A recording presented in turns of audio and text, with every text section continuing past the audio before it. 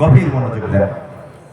হযরত ওমর রাদিয়াল্লাহু তাআলা যেদিন প্রথম খিলাফতে বসেন, আবু বকরের ইন্তেকাল হয়েছে, খলিফা হযরত ওমর খেলাফতে মসনদে বসবেন। ঠিক মসনদে বসলেন, ওই টাইমের মধ্যে একটা প্রশ্ন আসলো। দুইজন মহিলা আসছে, এসে বলতেছে, আমিরুল মুমিনিন খলিফাতুর রাসূল, গবি আমার দিকে গেদা আমার দিকে, খলিফাতুল মুসলিমিন, আমরা দুইজন সতীন, কি আর জোরে বলো, সতীন তো বুঝছেন, আমরা দুইজন সতীন, অন্ধকার ঘরে একই সময় ডেলিভারি হয়েছে। দুজন বলতে একজন পুত্র সন্তান, একজন কন্যা সন্তান ডেলিভারি করেছেন, কিন্তু দুজনই দাবি করতেছে সন্তান বদল করা হয়েছে।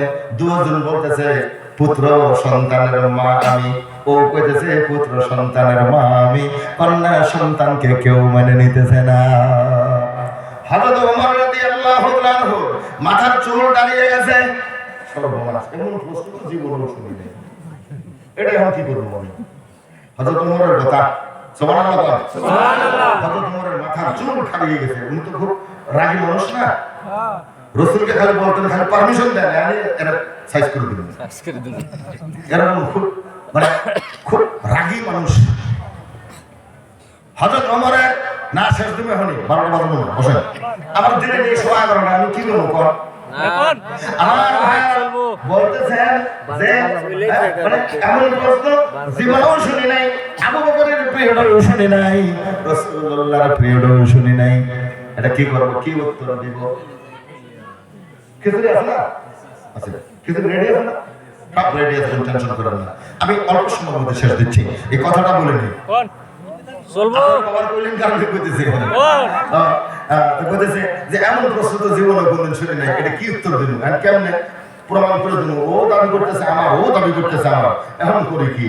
হযরত আলীর কাছে গেছে, মসনদ থেকে উঠে হযরত আলী রাদিয়াল্লাহু তাআলার কাছে গেছে। বাড়িতে গিয়ে খবর নিল, উনি বাড়িতে নেই। কোথায় আছে? উনি ইহুদির বাগানে পানি সেচার কাজ চুক্তি নিছে। সুবহানাল্লাহ, সুবহানাল্লাহ। এই তাদের জিন্দেগি। খলিফাতুর রাসূল, আওলাদ রাসূল, আহলে বাইত এর সদস্য আলী রাদিয়াল্লাহু তাআলা কি করে? ইহুদির বাড়ির বাগানে পানি সেচতেছে, চুক্তি নিছে, বেলা ডোবার আগে পানি শেষ না করলে পয়সা দিবে না। আমার ভাইরা হযরত আলীর কাছে গেছে, হযরত ওমর রাদিয়াল্লাহু আনহু গিয়ে বলতেছেন, ভাই আলী, আমি একটা জটিলতার মধ্যে পড়ে গেছি। বলে কি হয়েছে? বলে একটু আমার কাছে আসেন, বলে আমি যেতে পারবো না, বেলা ডোবার আগেই আমাকে পানি শেষ করতে হবে, নইলে আমাকে পয়সা দেওয়া হবে না। বেলা লাল হয়ে গেছে, কি বলুন, ওখান থেকে তাড়াতাড়ি বলুন। হযরত ওমর বললেন, ভাই আলী, এমন জটিল প্রশ্নের সম্মুখীন হয়ে গেছে, কি বলবো? কি প্রশ্ন? দুজন দাবি করতেছে পুত্র সন্তান তার, এখন আমি কেমনে প্রমাণ করি পুত্র সন্তান কার? এটা আমার জানা নাই। হযরত আলী বললেন, আমিরুল মুমিনিন খলিফাতুল মুসলিমিন, ও খলিফাতুর রাসূল, আপনি কি কোরআন পড়েন নাই? হযরত ওমর একটু রাগী মানুষ, একটু রাগ হয়ে গেলেন, কি পারবে কোরআন পড়িনি, সারা জীবন রাসূলের সঙ্গে থাকলাম, কোরআন পড়েছি। নম্র হয়ে বললেন, কোরআন পড়েছি। তাহলে কোরআনের সূরা নিসার শেষ আয়াতটা যেটা আছে, এটার মধ্যেই তো এখানে দেওয়া আছে, ওই এখানে তো নাই প্রশ্ন। বলে নাই, আপনি পাইলেন না? বলে ভালো করে কোরআনের ভিতরে ঢুকলে পেয়ে যাবে। জোরে বলা যাবে কি সুবহানাল্লাহ? আপনি বলুন, আমার বুঝে আসতেছে না। এবার মাওলা আলী কাররামাল্লাহি ওয়াজহাহু ডাক দিয়ে বললেন, আমিরুল মুমিনিন খলিফাতুল মুসলিমিন খলিফাতুর রাসূল, গভীর মনোযোগ দিয়ে শুনুন। আপনি ওখানে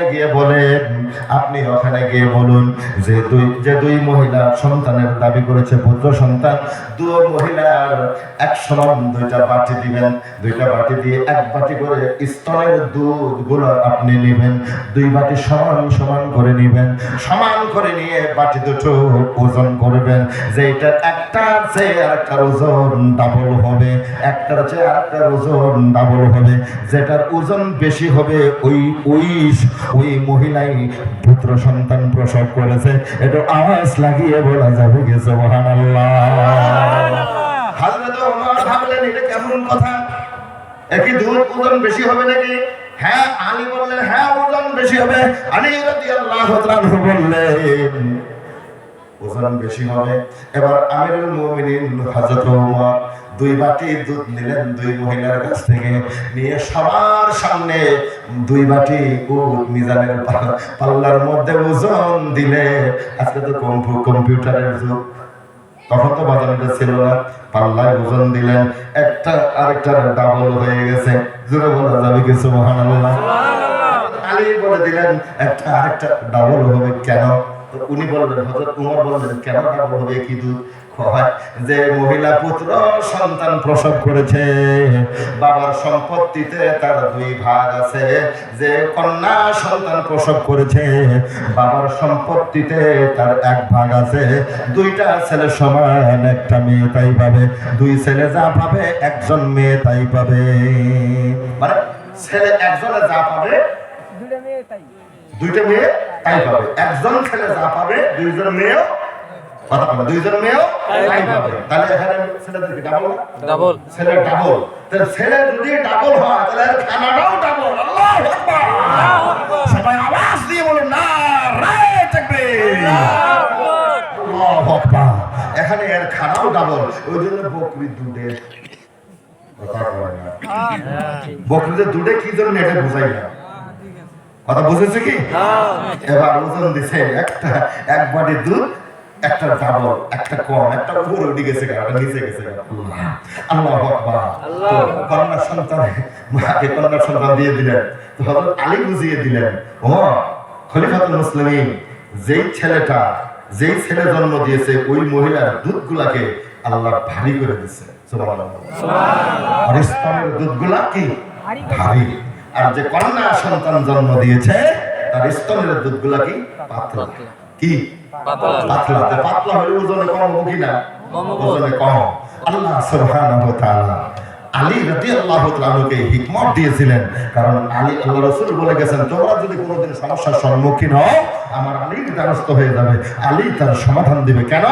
যে আল্লাহ রাসূল বলেন যে মানে আমি হলাম ইলমের শহর, আনা মদিনাতুল ইলম ওয়া আলিম বাবুহা। আমি রাসূল ইলমের শহর, আর আমার আলী হইছে ওই শহরের প্রবেশ দরজা। তাহলে এখন বুঝলেন তো ছেলে হলে 2টা বকরি কি জন্য দেওয়া লাগে? কি জন্য দেওয়া লাগে বুঝছেন কি? ক্লিয়ার? বাস।